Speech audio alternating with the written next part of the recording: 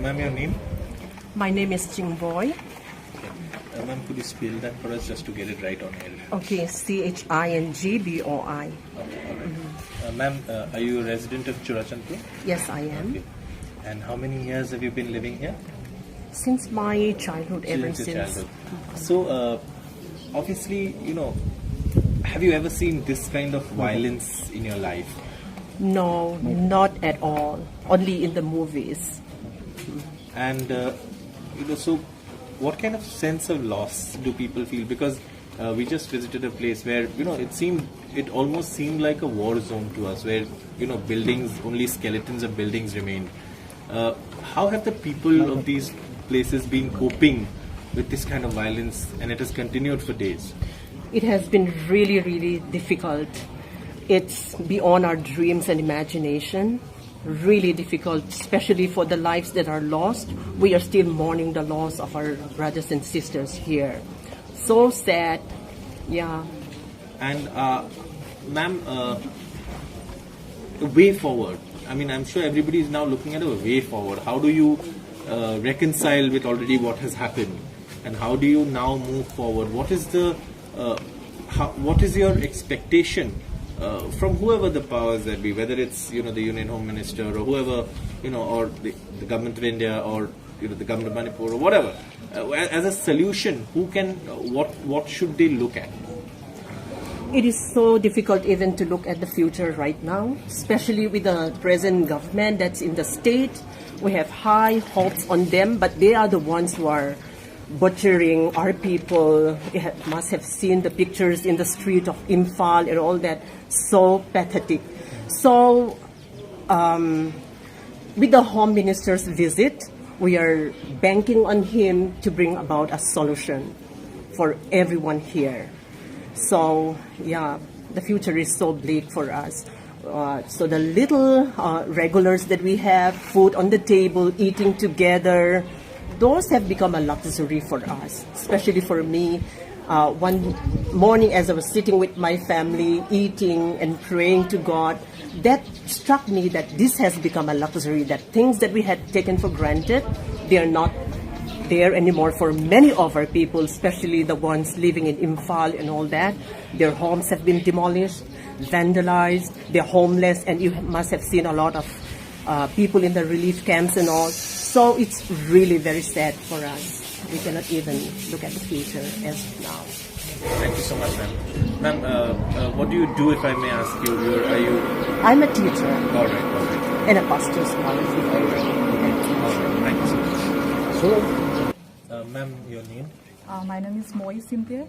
Could you please again spell it for me? Yeah, so that it is spelled as M-A-W-I and then S-I-N-T-E. Okay. You're a resident of Churachandpur? Yes, I was born here. Okay. Have you seen this kind of violence in your life before? And where do things go from here for everyone who's been affected by the violence? See, in my lifetime, I'm 30 years by age, and in my lifetime I have not experienced a violence or conflict of this magnitude. And this violence which we experience now, it is the worst thing that you can imagine. You would think that you can see only in movies, but then it happened to us. And it's not about all the Métis, and I would say, but the radicalized group who are attacking the tribals. So, ma'am, is it possible, to see perhaps, what we saw in the state before May 3rd, that can people go back to living together?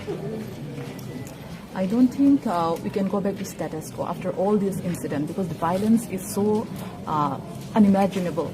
We never experienced this kind of violence. And people who are based in Imphal Valley, their houses are burned, they cannot go back even after the issue is resolved. And then our charges, which is a symbol of our religion, violating our fundamental right to religion. And then our MLS elected representative, our officers, they are not safe in Imphal. We do not feel secure and safe under the hands of the valley-based government.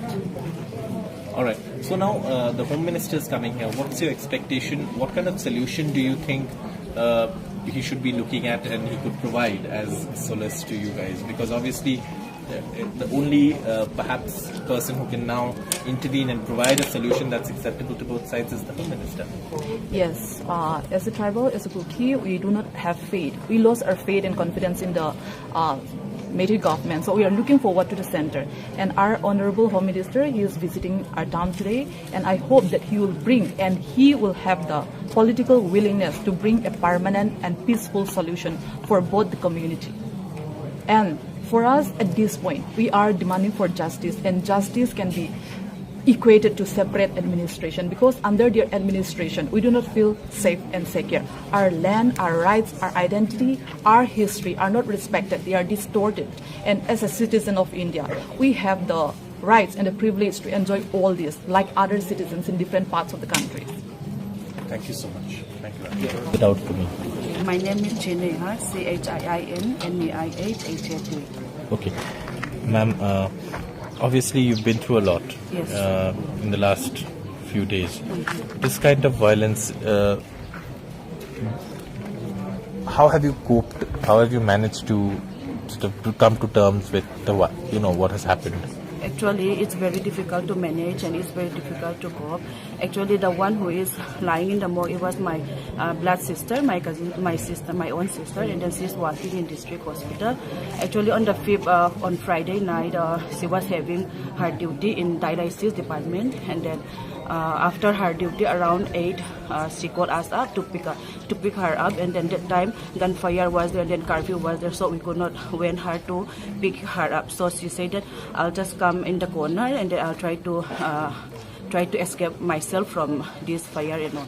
So around 9, actually, there are like so many people are we don't know actually, but I'm 100% sure that they were the Metis militants, and then there was a gunfire, and then so on the spot itself my sister died. And obviously, if the violence continues, there are going to be further loss of life, loss of damage, and so obviously the first priority is to end the violence. Yes, of course. But beyond that, do you see Manipur returning to normalcy that perhaps there was before the 3rd of May? No, I don't see any normalcy until on this time itself, because since the last yesterday also, there is a lot of like gunfire, and then we heard that more than like 40 trucks, Metis militants along with the I don't know, the helper, or I don't know, I can say, they were like trying to trying to do the gunfire attack us. So I don't see any normalcy until now. So I was hoping, and then we are hoping, all the people, all the tribal people are hoping that there should be separate administration for Thank the you solution. so much. Thanks so much, ma'am.